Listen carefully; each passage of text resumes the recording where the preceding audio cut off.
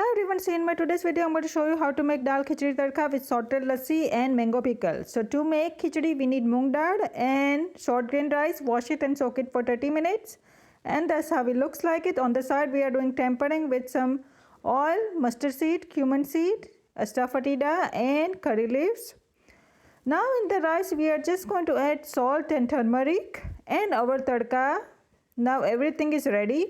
The last thing that we need to prepare is, before you make any kind of khichdi, remember to grease your top part, the pressure cooker lid, with little bit of oil and spread it everywhere.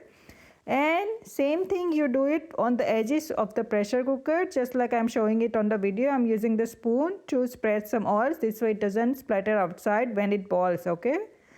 And you close the lid and do it 2 whistles, okay?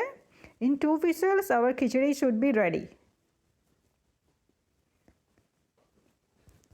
And this is how my khichdi looks like it after 2 whistles. It looks a little bit thick, but it's cooked. So only thing we have to do is add some water and boil it until you start seeing the bubble. Now our khichdi is ready.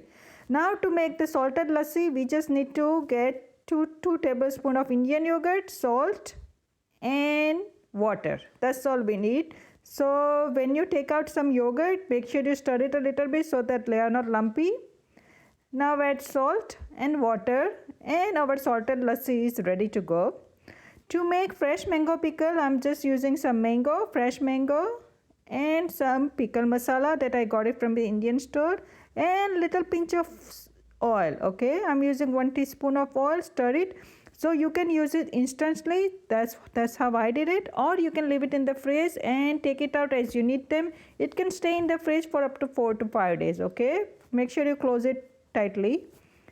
And our pickle is ready, and this is how my whole thali looks like it. I hope my video was helpful to you. Thank you.